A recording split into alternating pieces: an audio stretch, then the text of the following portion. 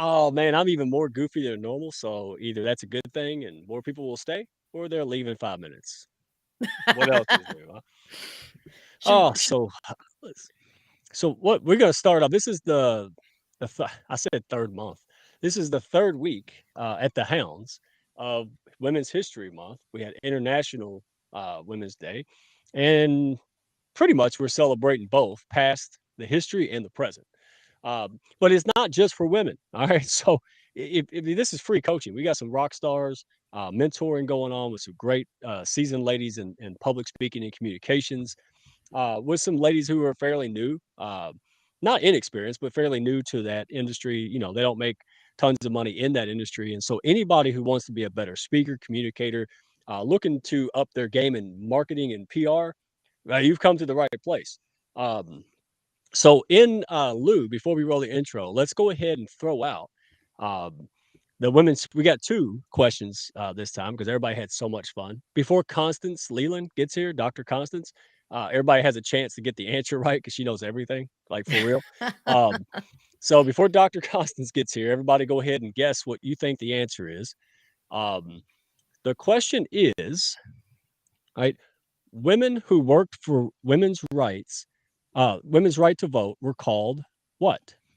Women who worked for women's right to vote were called A, radical, B, immoral, C, now dadgummit, like, well, how do you say that?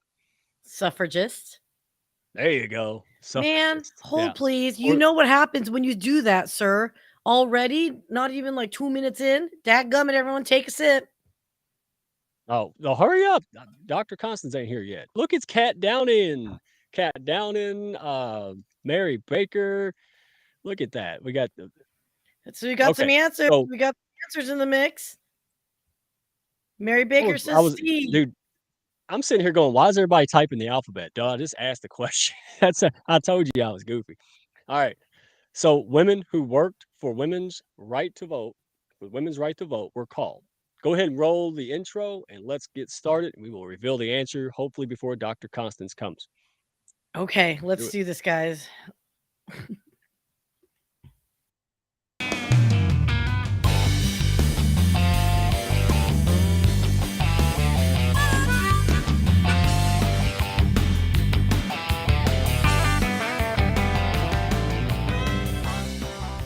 Are you looking to grow your business and your mindset alongside a fun and awesome pack? Grab a chair and your favorite beverage and join Mike Ashebrainer, the business mechanic, and his win-win network for the Hounds of Business Happy Hour.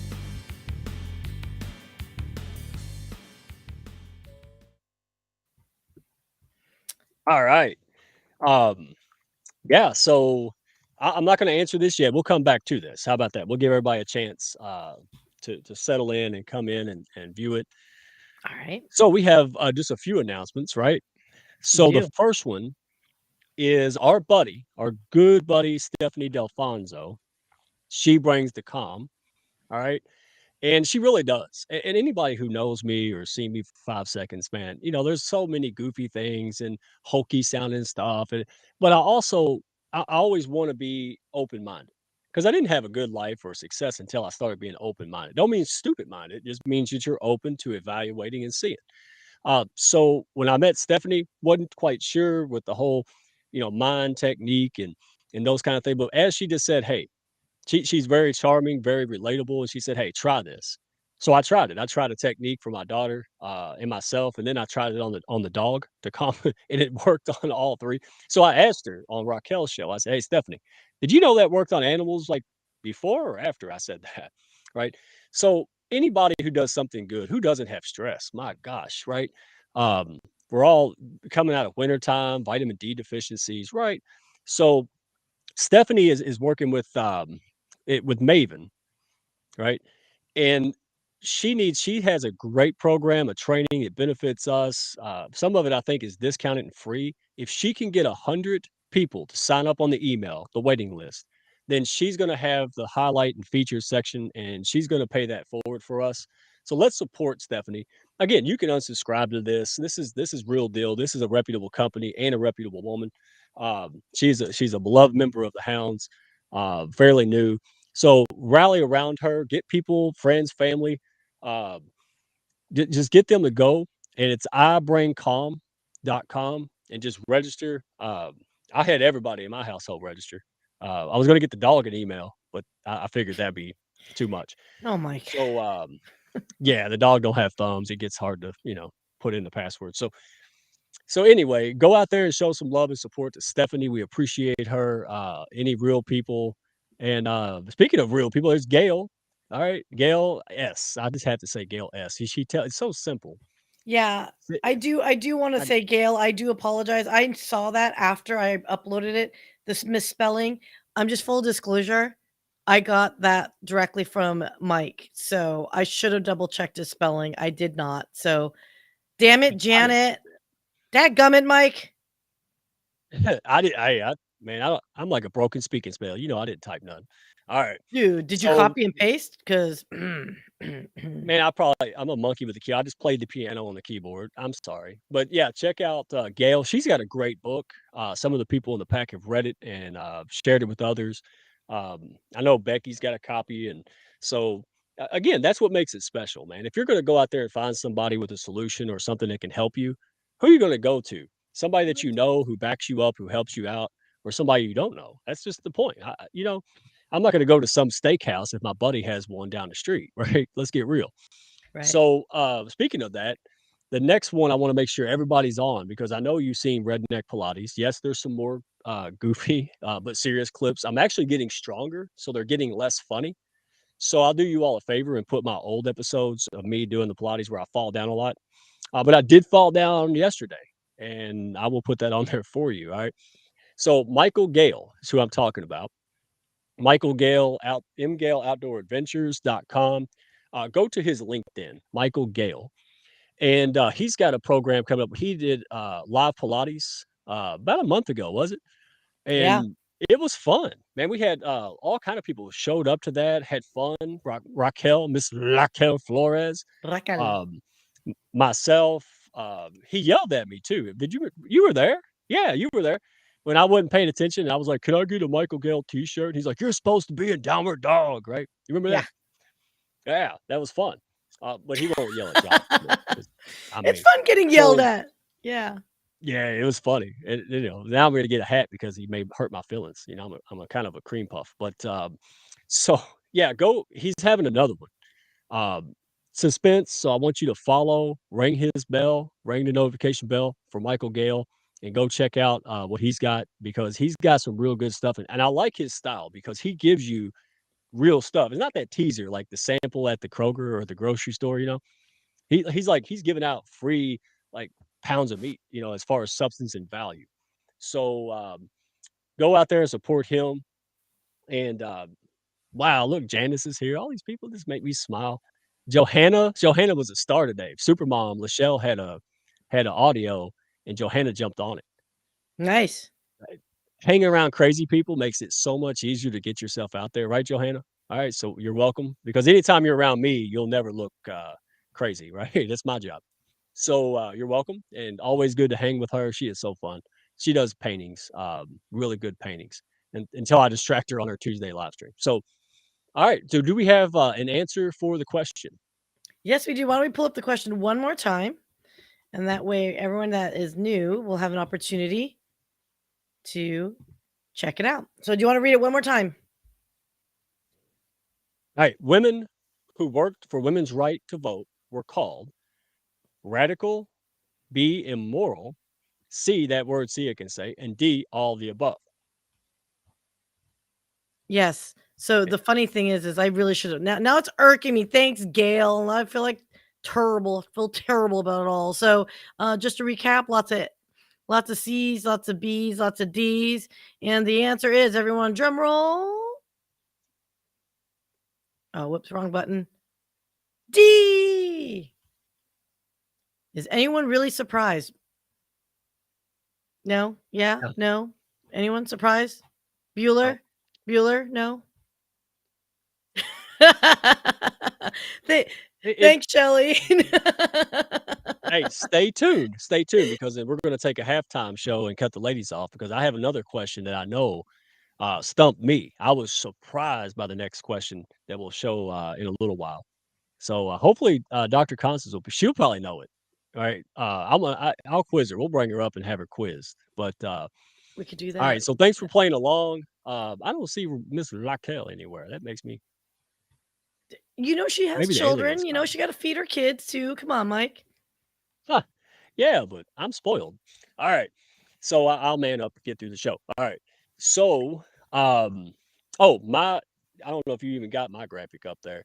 Uh, we had a great audio from Lachelle. If you don't know Lachelle Atkins, America's Supermom, she's a fantastic person. Really was instrumental in giving me confidence to do what I do today. So blame her if you're not happy, but praise her if you are. Very good, uplifting lady. She tackles tough conversations to make people, you know, understand each other, move forward as a people in society, and just grow. And so really, something came up today, and I wanted to reshare this because it's not just about doing a task or growing on LinkedIn and followers and stuff, guys.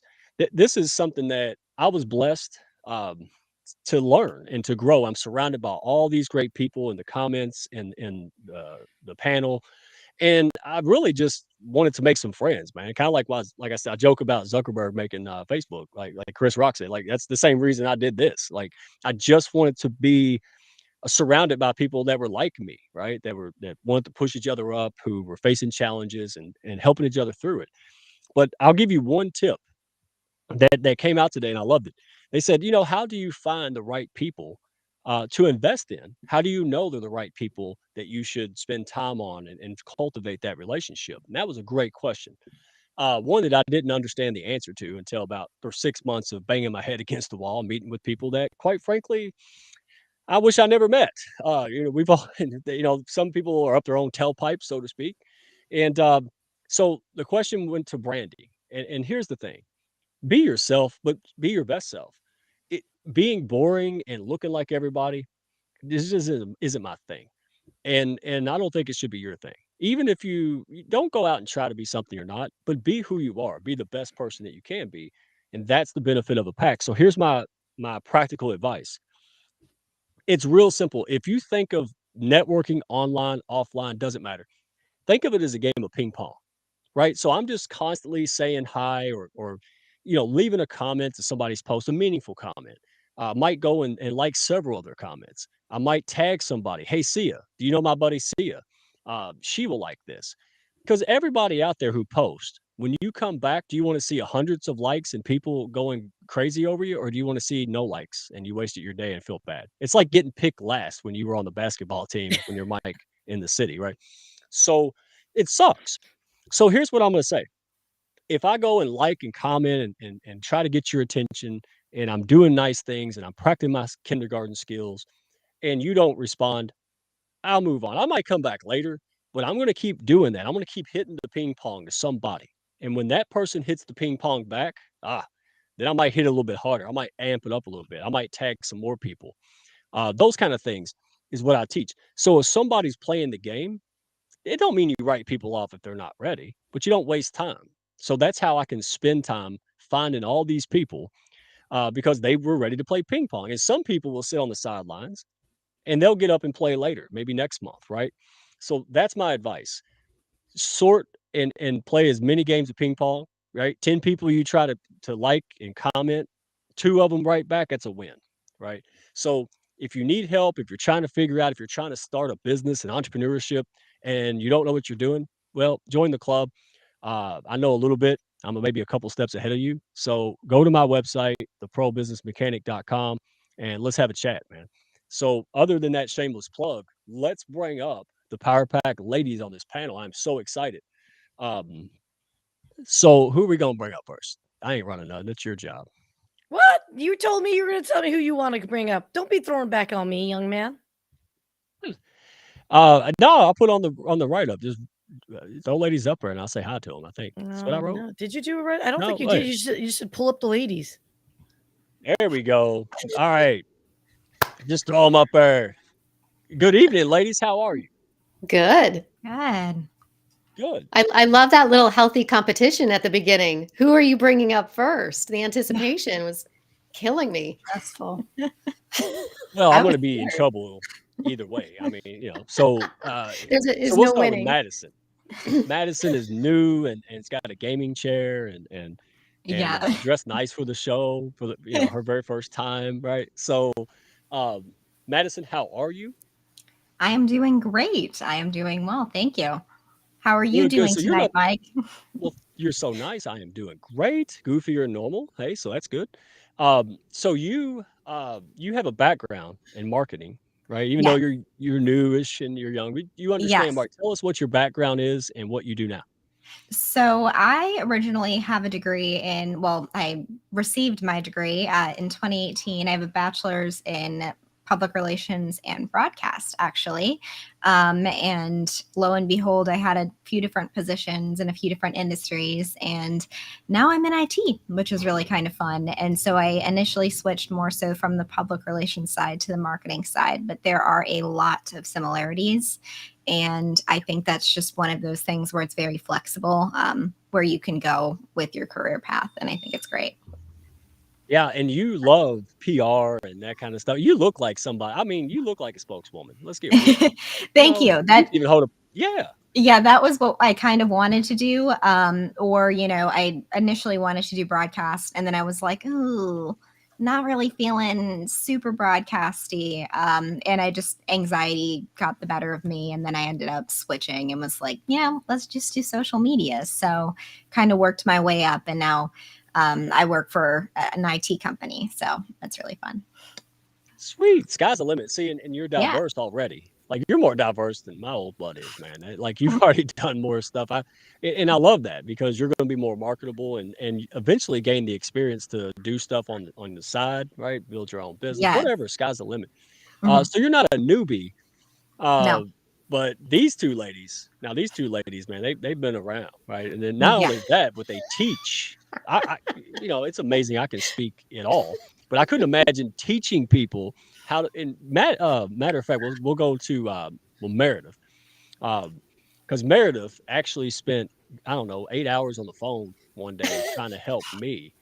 So I can attest that this woman is made of nerves of steel and patience, and she knows her stuff. And she told me, what'd you tell me? This look, you said I something don't about I can remember what I ramble in told you. circles. It was 8 hours. Yeah, she said I can ramble in circles. I'm like, That's oh, what I made better her improve that. old. I know. Yeah. That's why I'm wearing But a you were shawl. but you were able to give me practical stuff, and so Yeah. you both of y'all were. But so what is your background, Meredith, and what do you do currently? My background, I have a background in performance. At a very young age was like, I grew up in Fort Collins, Colorado. I'm going to give you the Cliff Note version. I went to San Francisco because I was racing bikes at the time, total random. And I wanted to be able to go to a place where I could race bikes and do theater at the same time. And so that's why I picked San Francisco, very random. And I did exactly that. And I did a lot of experimental theater. I was introduced to improv through what's called Bay Area Theater Sports.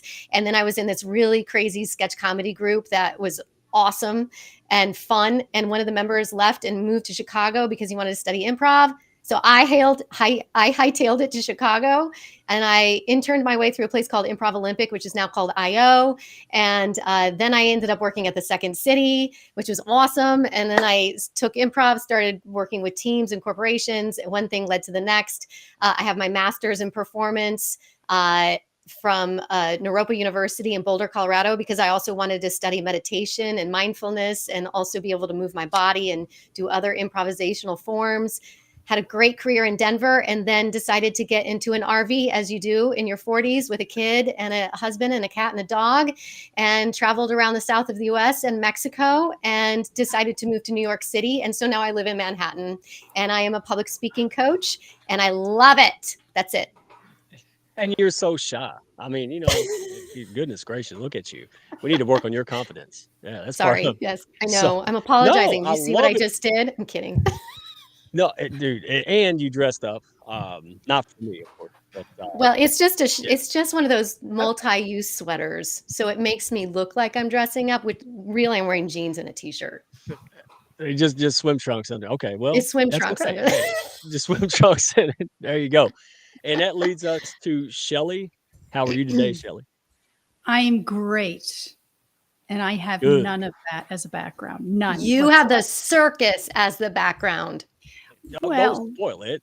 Yeah, yeah. Tell us about yours. I love your background. Tell us about She has a great background. And I'm still living in the circus, except without the animals and the 3 rings. I mean, life is a circus. I'm here by mistake, as a speaking coach. I, like Meredith, do have a background in theater arts. I loved it, but I was too chicken crap to show up and be a performer, if you will. So I stayed behind the scenes in costume design. And yes, one of my jobs was working for Ringling Brothers, and somehow I got to teach the showgirls how to walk with 8 feet of Lady Amherst feathers on their heads in high heels. It Nice. was fun. I nice. The aromas in an arena are a little different. They're a little different than when you're working in an office. I imagine. So The the whole smells public improved. speak. What, God? Yeah, I have a delay, so I'm being ruder than normal. My bad. So keep going. Finish up. Well, how did you land on speaking and helping and coaching? Like, how did that come about? So from a very long journey, I ended up in marketing. And as a marketing director, I was the messaging person. I told everybody what to say, wrote the scripts, this and that. Yes, the aromas were much better in the office, for sure. And we were at a conference. I was working in the martial arts industry at the time, and we were at a conference, and the keynote speaker did not show up. And they said, "You, the one who wrote the script, get out there and do it." And that was my first introduction to really being forced to speak on the spot. And it was really eye-opening. And that kind of led me into a journey of, how can I harness this energy? How can I learn to not be so freaked out? I've spent, all my life behind the scenes. Let's be in front of the scenes and be able to handle those things. And I started taking speaking classes. Dude, it was the same kind of thing that when I became the director of the nonprofit, I got the job and then I was like, oh crap, I got to Google how to run nonprofits. Like somehow I sold it. But they did the same thing to me. I'm like, hey, what are we doing here? They're like, you go speak. I'm like, about what? Like, I'm like, yep. Hey, nothing like cannonballing head first into an ice pond, right? But Best way to you learn. found it. Best way to learn. That's why I wear a Truth. hat with Truth padding. bombs. Yes, ma'am. So, I mean, again, I think you're just a real person, right? And you just figure stuff out the hard way, and then now your main gift is to help other people along the way, and that's why both you and Meredith are special because you give back. You're here. You could be eating and doing other things, and which leads me to no stranger to the hounds of business, Miss Jody Lamb. How are you? Honestly, Hi, guys. yeah. I'm good. Honestly, you don't want the honest Okay, no, answer. stay. It's been a long week. You're among I'm actresses, just actress stuff. Yes. So you have been traveling and kicking butt and running all over the place and slam dunking business as you always do. And you're here with us anyway, when I know it could have been nice to say my internet's out and not show up. So we appreciate you. And yeah, that's how close we are in the hounds in the pack. I can tell by her face how she's doing. I can tell by a text message how y'all are doing. They're like, hey, hi, Mike. I'm like, what's wrong? They're like, it's creepy. I'm like, yeah, no, but we talk a lot. So you are doing everything. Dude, you were like, I don't know, what Rain Man or something. Like every episode is like, well, Jody could be in part of that because she soaks it up like a sponge. And she's not aspiring, as far as I know, Jody, to be a public speaker. But anytime you could get better at speaking and engaging and talking to people, good things happen, right? Business goes up, referrals and introductions go up. And so Yes. we're not going to spoil it, but Jody's got some really big stuff on the horizon. We are not going to spoil it. So this is absolutely instrumental to her. So we appreciate you, ladies. And hey, I tell you what, let's get started. Madison is like she's in school. Show everybody your notepad, Madison. Come on, don't be shy. Yeah. So Yeah. you got your little notepad. It looks like I'm playing Candy Crush all the time, and I got to tell people I'm actually paying attention. So because I'm smiling like, I won something. So, Madison, how about you? I'll step out the way. You go ahead and ask the question to whoever. And I want this to be whatever. Y'all have fun. Pick your brain. Free coaching. You're welcome. Go. Sounds good. So one of my main questions, I have an issue of speaking way too fast. And this is in conversation. This can be presenting. And how do you combat this to try and like force yourself to speak slower? Meredith, you want to jump in? Sure, because I know you're gonna do a great job supporting it and have something else to say as well, Shelley. I'll go ahead and start, which is, for one, it's about the practice of slowing down. It's the practice of breathing and being intentional, because speaking fast is something I do, and I feel like a hummingbird has taken over my body, especially when nerves kick in. And what I've had to learn is to really be present by listening to what it is that I'm saying as I'm saying it. When you watch great actors on stage who have to do the same show, get to do the same show night after night after night, they're being invited to perform as if they've said those words for the very first time every single night. And so, with that in mind, that takes a great deal of presence and self awareness. And that's a practice. And so, what I encourage people to do, my clients to do, is to practice the art of slowing down by breathing, by being a better listener, by hearing your own words as they come out of your mouth. And because I'm speaking into this right now, I'm automatically starting to do that myself. So it's difficult when we are put in the position of hopping up on a stage or getting onto a virtual call to automatically switch on to slowing down if we haven't really practiced it. That makes a lot of That's so sense. true. Thank That's so you. true. And I can't really add much to what Meredith covered because she covered a gamut of things, but I'll give us an exercise to do. Have a statement, a goal that you have for this conversation, for this presentation, or for the introduction. One sentence. Say it on a timer for 30 seconds. Then set the timer for 90 seconds and say the same thing and stretch it across the 90 seconds with lots of breath, as Meredith just advised. You will start to slow down. Okay. Wow. That makes a lot of sense. I like that because I've done things where it's been 30-second pitches and I end up making that 30-second elevator pitch 15 seconds because I speak that fast. So It's just a thing. I think one of the reasons I speak so fast is because I'm nervous. Mhm. And so now I'm consciously pausing and thinking as I'm speaking here. But what is the best way that you can help someone or suggest that someone deal with the nerves that often lead to the overtalking that goes really fast because you're just mind like what recommendations do you have for the nerves stepping on stage? I mean, my first time on stage was a year ago and I loved it. But I also know that I've got work to do. Shelley, you go. You start I'll- this one. Sure.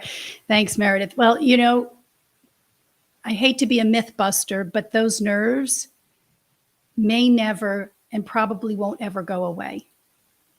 We always have some kind of nervous reaction to things. However, we can reframe it. We could say, I'm really nervous. Take that breath. You know what? I'm excited. Just by saying that word, I'm excited, and the corners turning up on your mouth, your body just immediately gets into like this calming, happy state. And now excitement brings on a whole different approach to it. So you're almost reframing or rechanneling that nervous energy because it'll show up. I have it too, to this day. Even as a speaking coach, I've coached many people. I've presented many times. I've done many of these lives. And here I am. I do sometimes get nervous. So it's like, well, I'm excited to be here. So sometimes that excitement can lead to unexpected surprises and can be quickly flipped to a situation that you may not be prepared for, whether it be your mic's not working, or you get stuck in traffic, or you get food poisoning before a podcast. How do you deal with your surprises so that you still come off polished and poised and prepared despite the unexpected? So do you prepare for everything, or you just roll with the punches? Well, I'm just going to say that if you have food poisoning, there is nothing in the speaking world that's going to make, just stay home, just call in sick. That's way It's the beyond our scope. But Meredith, why don't you take this one? Oh my goodness, there's so much I could say about all this. But I will say one is that I always invite people to be as best practice as you can be. And also you're always working out that adaptability, that flexibility muscle. So being really well practiced and practicing that adaptability piece is huge. That's why I teach improv to a lot of my clients. I have a group coaching program that does that for these exact reasons. You should know your material. You are the expert well enough to where if your tech goes awry, that you are not standing on stage. I'm going to say, do not be apologetic. Stuff happens. B, move through it. Don't make your audience sit through it. So if your slides go to the wayside, you know that content so well that you can deliver that presentation with confidence without those slides. If your mic isn't hot anymore and you're standing there, don't sit there and wait for tech to figure it out. You keep talking. You hop off the stage, start walking around the audience. There are so many different things that we can do, but we cannot do those things. We cannot find the formlessness to engage in different ways if we don't know our material well enough. So most people run into those problems when they're not practiced. That's great. Thank You're you. welcome.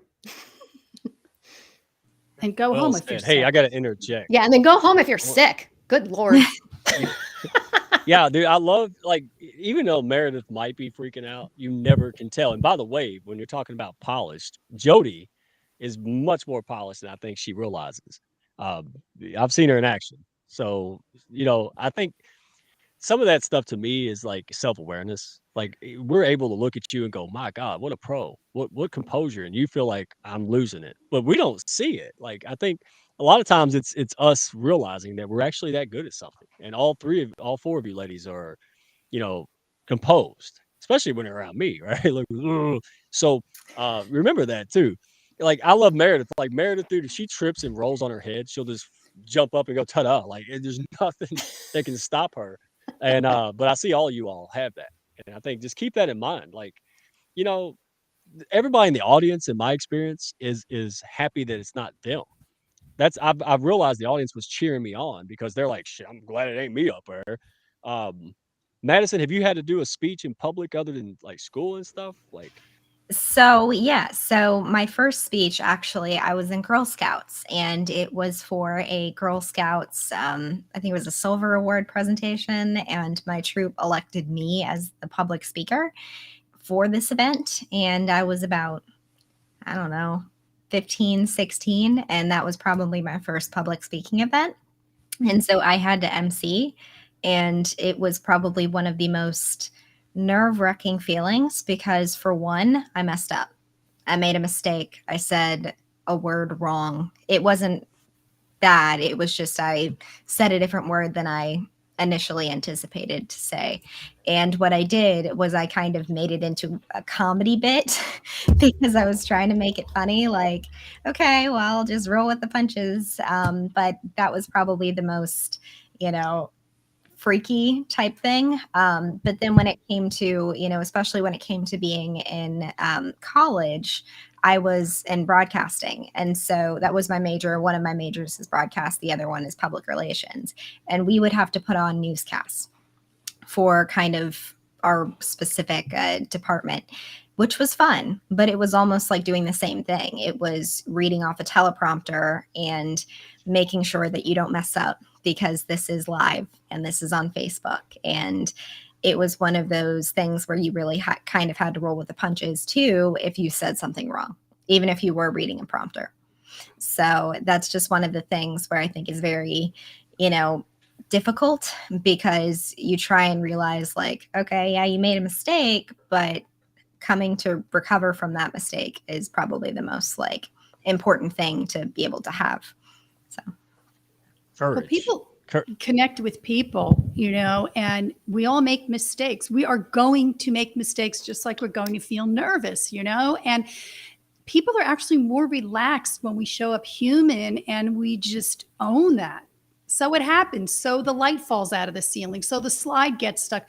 So you forget to unmute yourself. Like that's never happened in 3 years. I mean, it's okay. And people just connect with that going, yeah, that's me too. Mm-hmm. And when you lean into it, it works better for you than trying to stuff it and hide it behind you. Yeah, there's two things that I learned through being an actor and doing a lot of improv. The one is that those mistakes in improv are what I would consider gifts, right? And then the second thing is that when a mistake happens, it's usually the most honest moment. And that's what Shelley was just speaking into, is that it just reveals our humanness. It just reveals that we are all beautifully flawed and beautifully imperfect. And it's a reminder to embrace those things.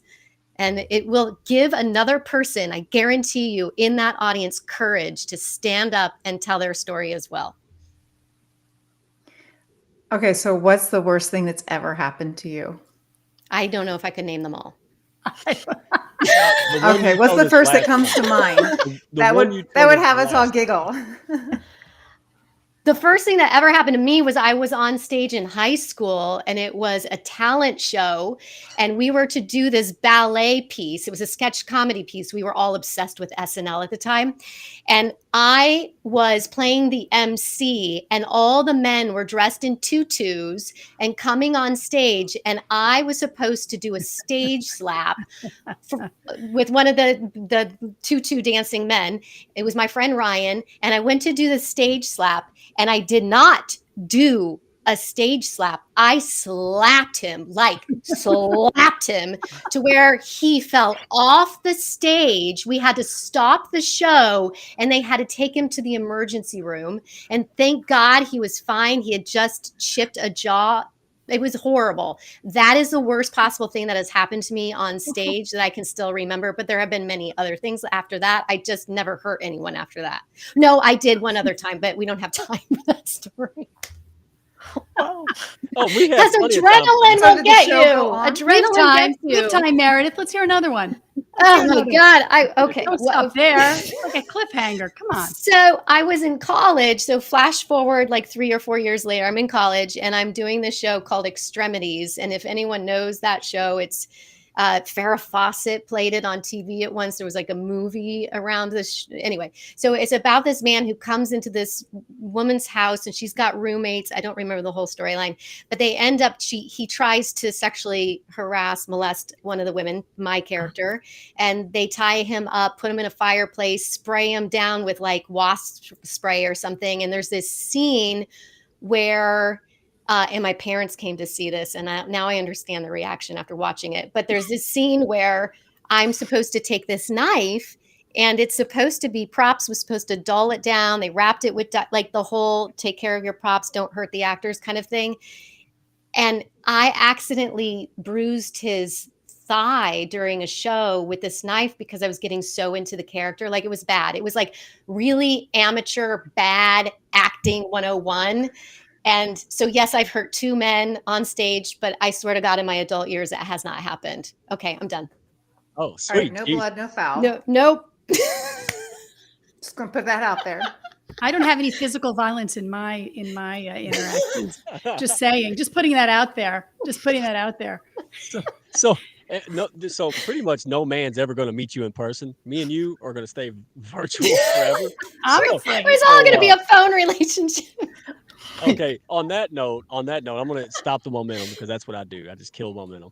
And I want to ask the question because Constance isn't here. So man, like it's not fun when her little robot brain knows these answers. All right, so Sia, throw the question up, and we'll let the audience tell us what they think. Because I like this question. I was kind of blown away by it. So, how many other countries had already guaranteed women's right to vote before the campaign was won in the United States? Again, how many other countries had already guaranteed women's right to vote before the campaign was won in the US? Yeah, is that not a good one? Do you like that? That's a good one. So, I had Madison, no idea. Madison just like graduated. I mean, without Constance, we're all just hitting buttons, I think, right now. So, is somebody gonna say Z? I'm gonna say E. All right, so we'll leave that up there or leave it in the audience, however Sia wants to do it. Who wants to ask that? Madison, you've been too quiet. I'm gonna pick on you. All right, that's what I do. Fine. You got a whole like smorgasbord of questions. You go ahead and fire them off because these two look, they're just getting warmed up now. Oh, okay. And don't. Oh, by the way, Shelly, don't think we didn't get to your horror story. We're gonna save that for last. So, go ahead, just be nervous. All right. Okay. So start with my other question. So, one of my other thoughts too is when you're speaking, kind of how do you do your hand gestures? And when do you know when it's too much? There's there's interesting science behind body language. So we speak, that's one way of communicating, but words don't always express how we feel. And there's science behind this. And there's things like body language, visual images that could change or enhance the way we communicate. If you're really connected to what you're saying, and what I mean by that is when you speak, try not thinking about what you want to say. Try thinking about how you feel. How do I feel about what I'm going to say? When you go to the place of feeling, you start to embody wholly how you respond to something. Whether there's passion, my hands will just go up. I'm not saying put my hands up. Or maybe I'm intense and I'm tense and I feel like closing in. When you get deep into the feeling behind something, you're bringing hand gestures in when they're right. If you act the hand gestures, it's probably not organic, and it's probably where you could say, yeah, there's too much. But let it be natural. Let it feel right. Explore that a little bit and see where it takes your speaking. How do I feel about what I'm saying? Do you find that carries for both podcast and virtual versus the in-person and large stages? Can you get too crazy online because you have such a small window versus if you're on a large stage and you've got a much bigger presence to fill? Are hand gestures more appropriate in that situation versus online? Because it just gets distracting. I'm curious what Meredith thinks, but for me, in my coaching, whether I coached online or in person, there is no difference. And again, if you're really sitting into how you feel about what you're saying, what your conviction is, what your passion is, how you're connected to it, you got to care about it, right? I care about the flowers. I care about the flowers. I care about the flowers. It's how you lean into that. But I'm curious, Meredith, what has your experience been? I would agree with all of that. And yes, it's definitely about tapping in about how you feel towards something. It's about being in alignment with your core values and the message in which you're delivering. And then I like to call it like physicalizing the storytelling. That's what you're doing. You're physicalizing the storytelling. It's that mind, body, heart connection that's happening. And I would say it's the same for here virtually or on a stage, just like what Shelly said. I have had clients who've been coached differently. And I think the confusion happens when because of film, being a film actor is very different than being on a virtual call and giving a virtual presentation. Yes, it's true. In film, less is more. We don't want to be all over the top. That's a very specific kind of guided thing.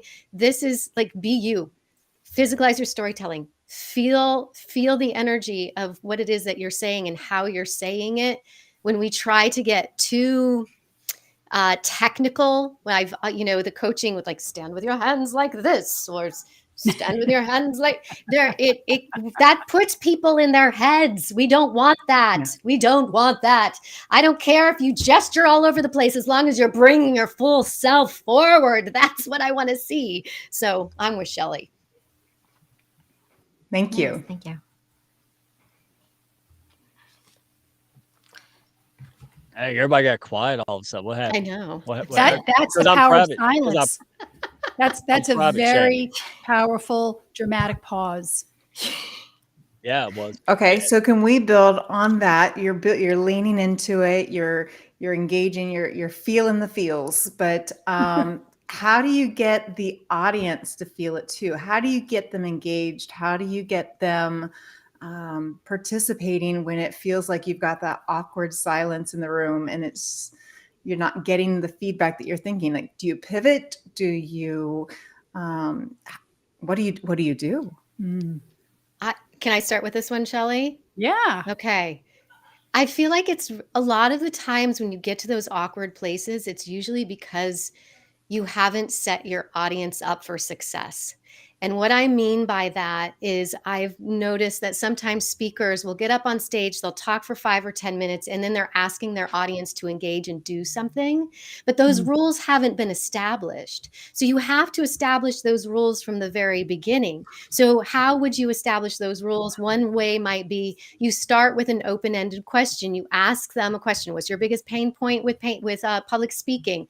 Then you get some feedback from them. If it's a large audience, you can't get people speaking, then you just have a show of hands, right? So what happens then is they know exactly what they're going to be called to do throughout the presentation. But if they don't have those rules, then you might possibly have that awkward silence, and that engagement might be a little bit more tough. It's so interesting because you talk about awkward silences, and there's a very well-known recording of Steve Jobs being interviewed, and he's asked a question and he just stops after giving a few words, and he probably pauses, feels like minutes, and everybody's just sitting there looking around and waiting. It didn't fluster him at all. So there's one school that I lean into, that it doesn't necessarily matter how long that pause is, because what we saw Steve Jobs doing was thinking. He was thinking quietly. And it said to the audience that he's going to say something amazing, because we know he does, but he's really not only going to say something amazing, he's saying something, he's putting a lot into it. He's not just going to talk to spew off nonsense. And people really respond to that. Now, we can't control what other people feel. We can't control what the audience is going to say. There's no way you can do that. We don't know how they're going to respond. We can only know how we feel. Meredith's point, set the tone, set the rules for how you can open by engaging and inviting people. They may or may not like you. We can't control that. But if you feel right about it, if it means something to you, you know that you'll connect, or the people will connect to you on those ideas. And like Steve Jobs, taking those pauses, spending time in your silence, people are going to believe you're really thinking and taking to heart about what you're going to say. You're not just giving them BS. Oh, 100%. I love that. You reminded me, Shelley, of there's an exercise. There's a Viola Spolin exercise, and she's has since passed, but a wonderful practitioner of improv and theater.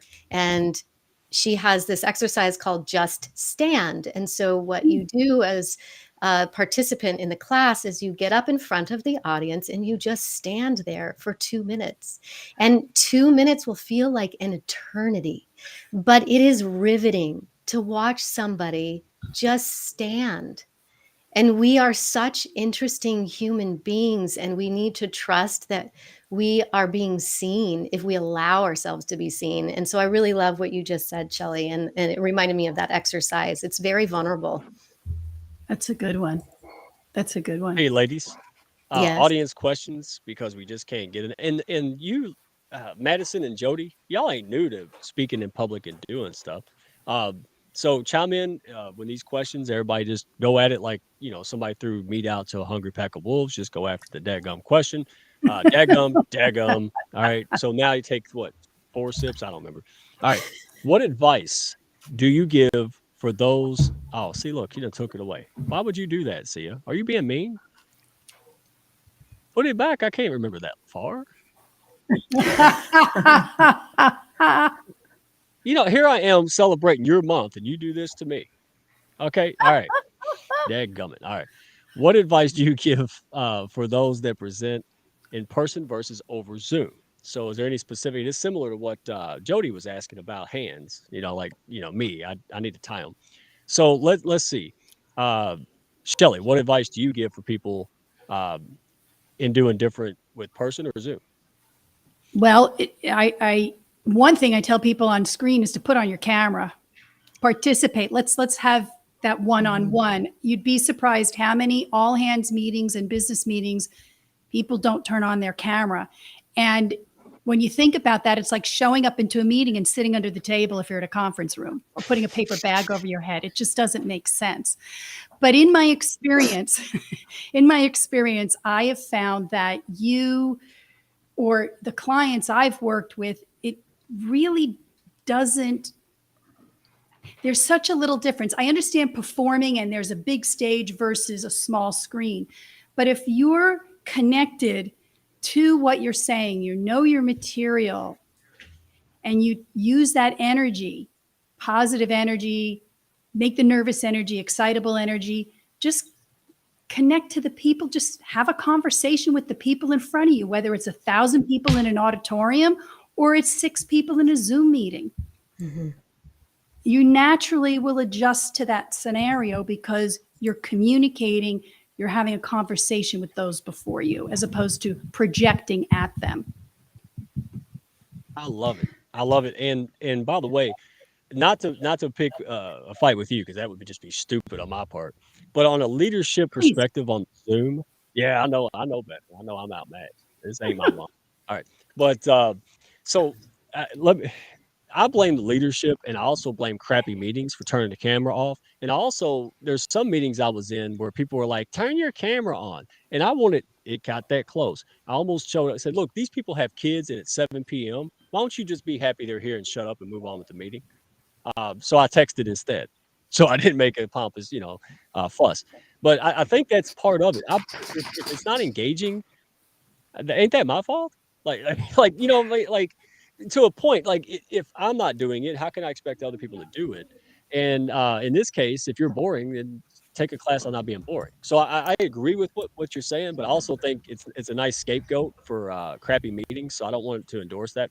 But you're absolutely right. I think if you show up, you should show up. Because how the hell can you expect other people to show up, right? And show up consciously and engage. Man, I love it. And Lots there's of wisdom nothing wrong from you. in a quick follow-up that there's nothing wrong with turning your camera off if you have an issue, Mm-hmm. and let the people know. Put it in the chat. I'm sorry, I've got, my cat's running around or what have you.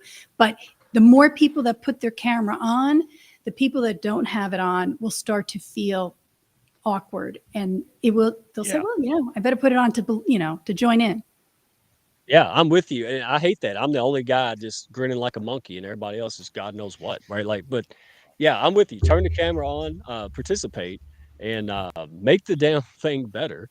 That's my philosophy. So, uh, Mary Baker has a great question. Let's throw it at Meredith since she's been quiet. Mm-hmm. Actually, yeah, let's throw it at Meredith, and then I want to hear from the two quiet ones over there. What's the best tool for hooks at the beginning of a speech? Well, there's a lot of different hooks that you can use for the beginning of a speech. So I would say either be specific about what kind of a hook that you're using, whether that's a what if hook, or whether that's a statistic that's a hook, or whether that's an open-ended question like I had mentioned before as your hook. Maybe it's a story that you begin with, that's a hook. So there are a variety of different ways that we can hook our audience at the very beginning. What I always encourage people to not do at the beginning is to do the salutations, to say, thanks so much for having me here today. I'm so glad to be here. You probably have already been introduced, but you weren't, but not saying your name right away, but getting to the core, like start strong, get them engaged, leaning in. You can then later, if you haven't been introduced already, introduce yourself for credibility after that hook, after that story.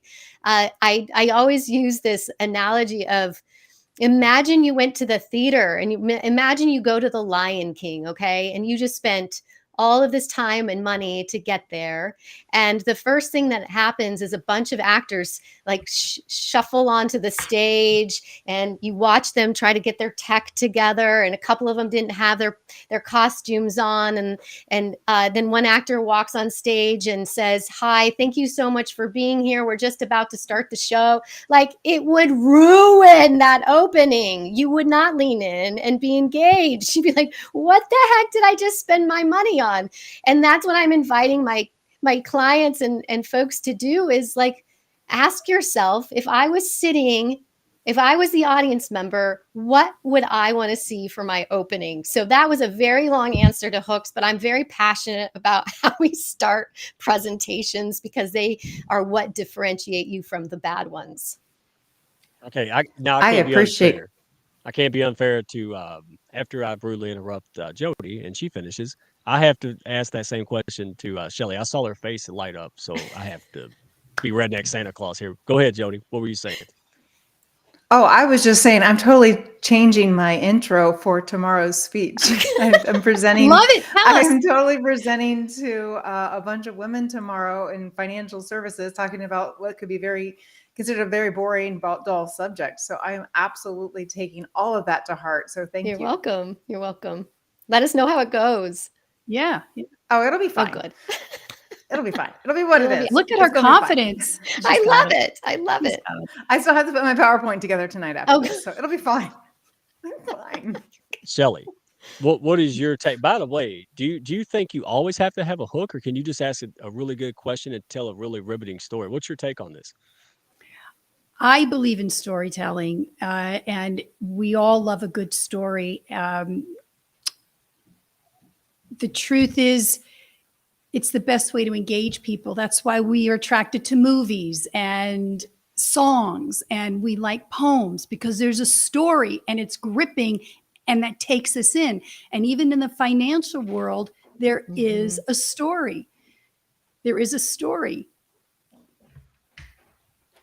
So that's my thing. The hook is really, it's just start with a story. When you walk into a room of friends and somebody just starts saying, "Hey, this just happened today," or "What did you think of that?" It's a great way to just open up a room. "Hey, this just happened on my way to the show." You've seen that sometimes in presentations, and it's like, just makes it real. It grounds it, and it brings the data. It puts a face to the data points.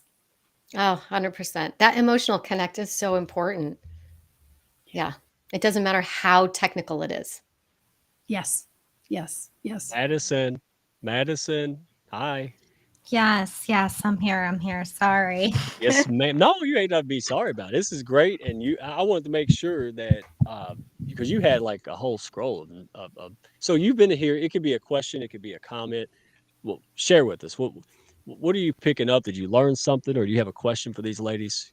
Floor is yours. You know what? Everything that I've learned has been it's amazing advice. And I will definitely take everything into consideration, because, my main thing was talking too fast, hand gestures, and y'all answered those to a T, body language, because that's all important, especially when you're speaking, whether it be for, a presentation for work or something, whether you're speaking at a conference. Everything that goes into that is so important. And I think, I can take away a lot of the information that was said today. So thank you all. You're Awesome. speaking It doesn't slower speak. already. I know. That's I'm great. trying. Doesn't she have a I'm good learning. presence? Thank you. Doesn't she have Beautiful a good presence. presence? You know, it doesn't experts doesn't aura or just presence and energy account for something. I know it sounds hokey, but you know, she looks, you know, she's got to be a little nervous, right? You know, she doesn't do this every day, but she doesn't look nervous. She seems, you know, she fits in well. I mean, isn't that half of it at least? Isn't that a part of it? Just how you Mhm. feel about yourself. I think Shelley's the one that said it. What you think is important or not more important than what you're going to say. Yeah, because if Mhm. you're saying it with passion and you're excited about it and it means something to you, yeah, the words might come out, you know, okay, but man, the body language and the intensity and your belief in that that resonates. I mean, how do you explain me? Like I'm not a public speaker, you know, extraordinaire.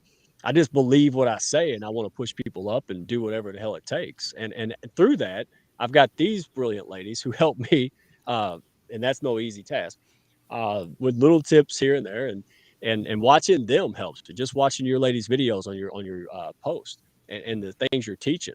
I mean, you're giving that stuff away for free, and I know that you coach people, right? You teach people valuable things so they can be better and make more money. So if you're not taking advantage of following and ringing the bell and getting all this free kudos from these ladies, something's wrong with you because I sure as heck am. So uh, Jody, Jody launched it. So Jody has a speech tomorrow, so we're going to have to end this soon. Um, how what is the one major thing? I'm putting you on blast because you're a super pro. You can handle it. All right. Don't be coy. You know you're badass. All right, keep it up. So what is the one thing that you were most nervous about or you know going into this? Because you're going to be live audience, probably a lot of people, no pressure. What was the thing that you were most nervous about at that going into it? And how do you feel about it now? Are we talking about tomorrow or my first time? Well, tomorrow, like, you know, you had to be a little nervous about tomorrow. So what was it that, you know, was like, if I forget my name or like, what was it that was kind of like, oh, I hope that don't happen. I will come into a presentation knowing that I'm the subject matter expert. No matter Mhm. what I'm going to say is still going to be so much more information than what they knew before I showed up to begin with. If I forget to say something, it gives me opportunity to follow up in the future. If I totally take a tangent on what I thought I was going to talk about, I'm leaning into what I feel like the audience wants to hear. So I'm just going to roll with the Mhm. punches. I haven't put together my PowerPoint slide. I know what I'm going to do, but I've also learned that I don't do well with scripts. I do much better when I speak from the heart. I have a rough outline of the things that I want to talk about, but I'm not going to be reading a script line by line because if I write it down, that's what I'm going to do. I'm going to take the audience's reactions and kind of lean into that. And as long as I hit my main points, I'm going to call it a success. And that's totally different than where I was a year ago when the first time I spoke in the Las Vegas convention stage in front of a bunch of people that are industry peers who knew what we were talking about, but didn't have my unique perspective. Learning to find confidence in what I know and be that subject matter expert has a level of just basic foundational confidence that I just can stand on and everything else will fall into place. It'll be Mhm. fine. It'll be fine. Mhm. And like Mike says, everyone else is just glad it's not them up there.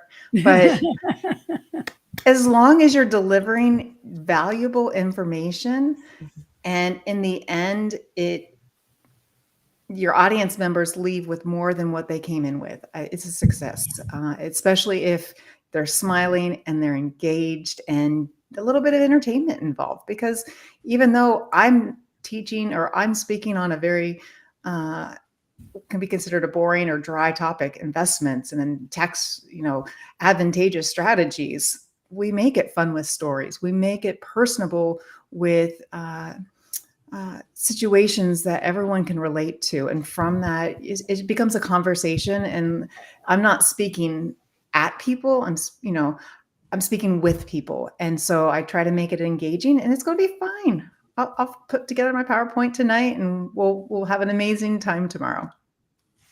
Did you see that comment from what was it? Who was that? Janice or Michelle? Michelle said, "I overthink." Well, Michelle, you have come to the right place. I am the king of recovering thinkaholic.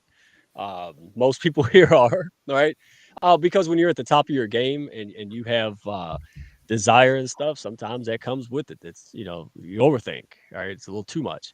But I love the attitude. It's got to be most of this. It's just she's got Jody's got the nerves like everybody else does, and she's had a heck of a weekend. She probably, all these challenges, but the right mindset. I mean, I can't imagine she's going to go in with the right mindset like this and then come out a disaster. It just doesn't work that way, right, Meredith? Right, Shelley?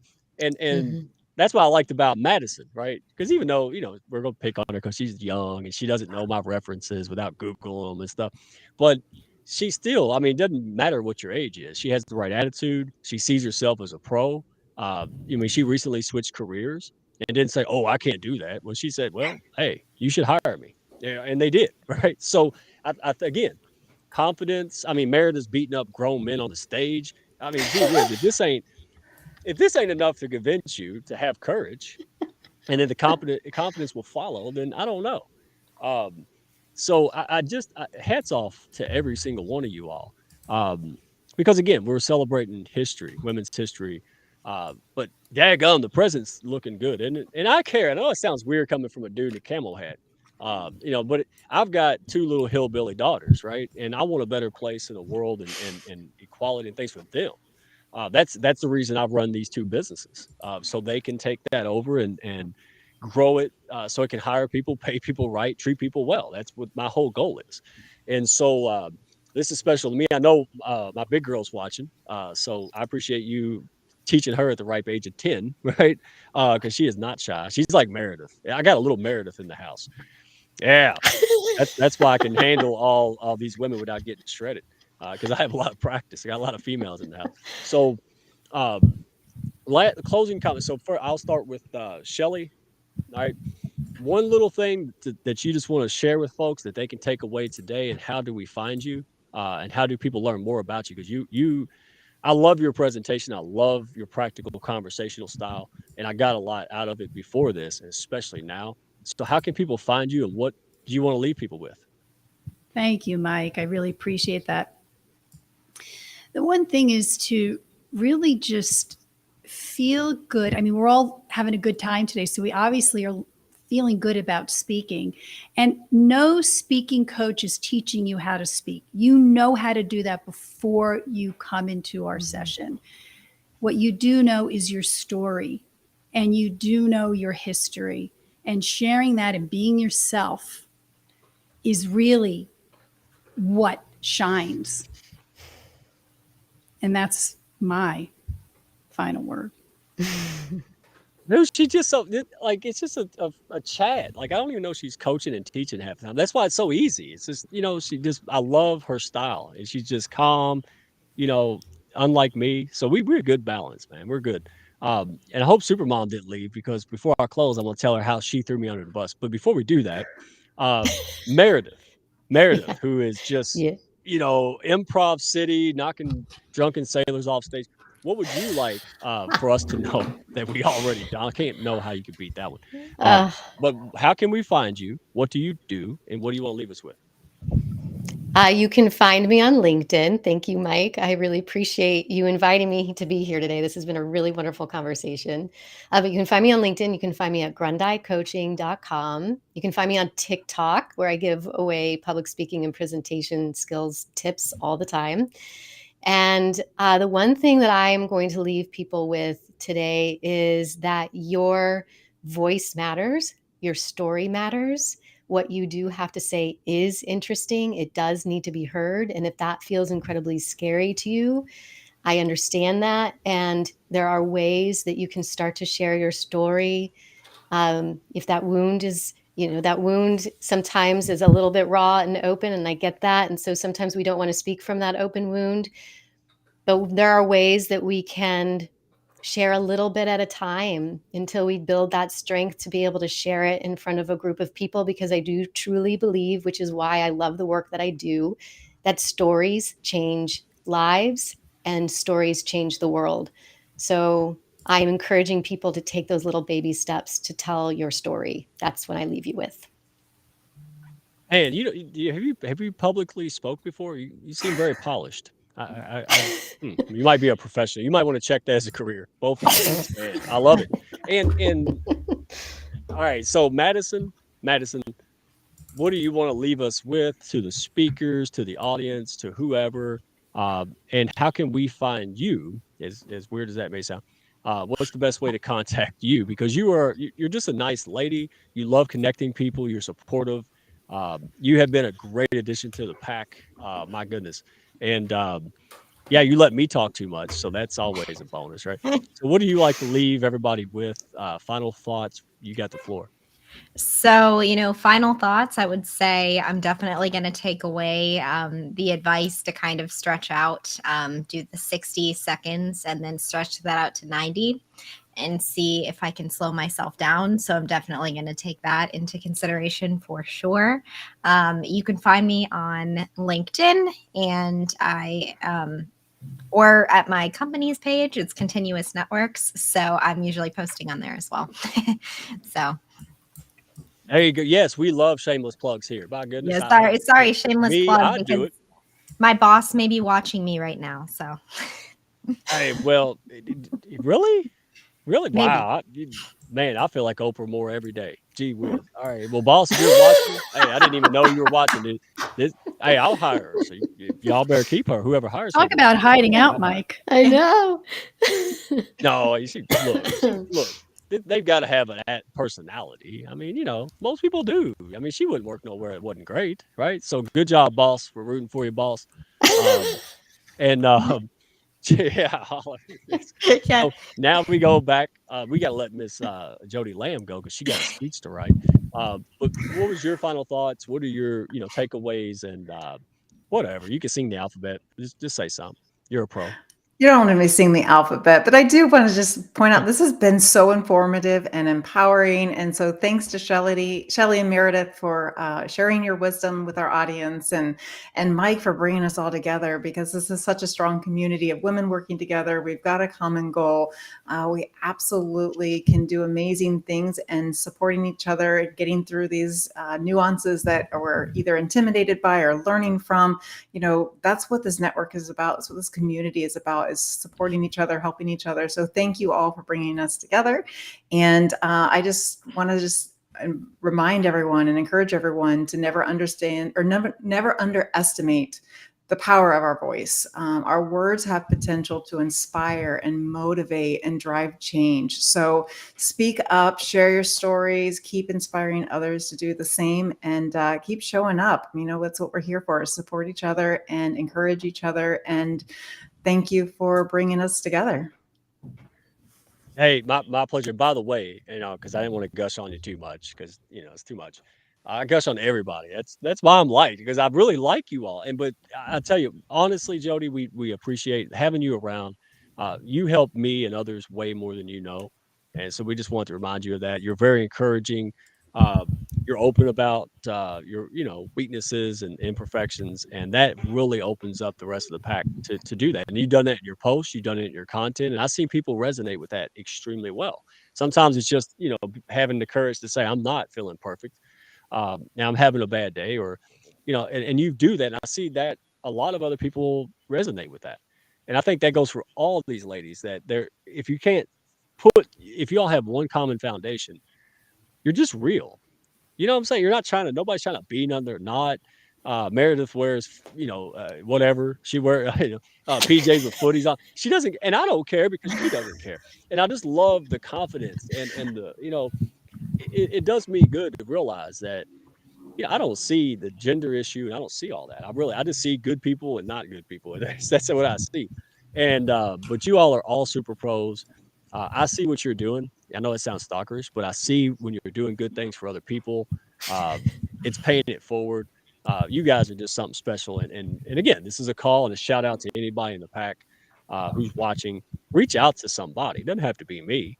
Uh, Reach out. They're friendly people. Ask good questions, give encouragement, say, way to go. I saw you on the show. just wanted to encourage you. Man, that goes a long way. That goes a hell of a lot longer way than you want to buy my product and ever you don't care about. Like, no. Say, hey, I saw you on the show. Kick butt tomorrow, Jody, on your dude. That kind of stuff goes a lot. Kindergarten skills. Kindergarten skills. Just go back and there's books on it, man. Just go back and get them. So I appreciate everyone. Don't leave because Supermom. I think Supermom's probably somewhere, fixing the Atlanta Falcons dinner, but listening to me. I know she is. And so, Supermom, when y'all were talking earlier about things going wrong or being caught off guard. So I showed up to Supermom's thing. I was the only guy there. So I was like, oh, am I not supposed to be here? Right. But then I realized that's just my thing. And so I show up and she puts me in a group of people that we don't know. I'm just playing along. And then in about 3 minutes, somehow I got tasked with 30 women on the Zoom to sing a parody of the 12 Days of Christmas. Now I know I look like I come out the womb with a banjo, but I did not. Right, or a microphone. So yeah, and so what did I do? Just go with it, just like these two ladies were saying, man. You're like, hey, you can either freak out and pull the internet cable, right, or the hell with it. Just go for it. And it was so funny because in those moments you get more people connecting with you and wanting to know more about you and all of this because they didn't expect that, right? And it made other people laughing and smile. And then that's Supermom's genius. She knew if she put my monkey butt in there, everybody would warm up real quick. So have fun, be playful. Yeah. Okay. So you ladies back here telling me what to do. Why don't y'all just do it? Just do it. Hey, see ya. Jump up here. All right. Y'all do it. Look, Sia's mad because somebody's touching their microphone. That's inappropriate. Oh my God, that was do you not understand, young man? Sometimes things need to be saying backstage. Jeez Louise, these people. I don't have any sense. Did we just meet? What are you talking here? You know I'm not, right? Get the hell out of here. All right. So what are we gonna do? You lead us, Sia. I have no idea what we're doing. I just saw you guys talking about it, so I said do it. Superwoman pose. We talked about at the beginning. Oh, that's Amy Cuddy. Everybody do their Superwoman pose. Superwoman pose. Yeah. Oh, look, she's doing the Hulk Hogan. Did you see that? Did you that? Look, do it. Is that fair to you? Stop it. Am I going to get a cease and desist order from Hulk Hogan now? That would be awesome. Hulk, that would be awesome. Watching, will you let us know when that happens? Dude, send me a legal paper. We're striking the pose now. Sign it for me. All right. Hey, before you all go, wanted to make sure that we thanked you, we appreciate you, and anybody out there, again, what is the pack? Man, it's just a group of people that want to do more than transactional business. And right, Miss Raquel needs to come up here and tell people what the pack is. And Jody, because Jody was telling about the pack, and I'm like, damn, that was really good. I'm going to act like I gave her that to say, like, because that was really good. But look, I met people today, Supermom show. People are scared. And this is a place to not be scared. Don't paralyze yourself. All right. If you're wanting to do something and you got negative tapes or you don't know where to start, well, you've come to the right place, man. Reach out. If we can't help you, we might know somebody who can. Well, we got 600, I don't know, 1 million followers in the inner hounds. So tap into it. All are welcome here, man. So I tell you what, I'm not going to keep everybody. I'm going to say dadgummit because some people look thirsty, right? See, you look thirsty. And your dogs weren't back there being inappropriate. I'm not liking that. I've gotten accustomed to her dogs back there because I'm like, can you zoom in? What is that? And she moves the camera. So, hey, I'm going to close with just one quick thing. Reach out. Yeah, believe it or not. So, hey, reach out to me if you're looking to grow, you're looking to network, you're just sick and tired of being sick and tired, don't know where to start, man. You're preaching to the choir here. So if you want to do something, you just took the first steps. If you're starting a new business, whatever it may be, but you want to get out there and network and build a community of people that just go to bat for you because you go to bat for them, right? Tit for tat, the game of ping pong. Go to theprobusinessmechanic.com, hit me up on LinkedIn. Again, if I can't help you, I'll tell you that. If you wanted me to help you later, I'll help you later. I just want people to know who we are, what we do. That's why these ladies are here. right? Because once people know what you do, somebody's going to need you. Somebody's going to want you. Right? They're going to want your coaching. They're going to want your friendship. They're going to want these things. And that's what this is about, right? Because how can I do something I don't know about it? That's what the pack and the hounds are all about. So go out there, have fun. Ladies, you are great. And without further ado, round them up, play the outro. We will see you on next Wednesday. Don't miss it. Thank y'all for stopping by. Be sure to follow, share, and like, and send me a message if you had fun today. Y'all come back now.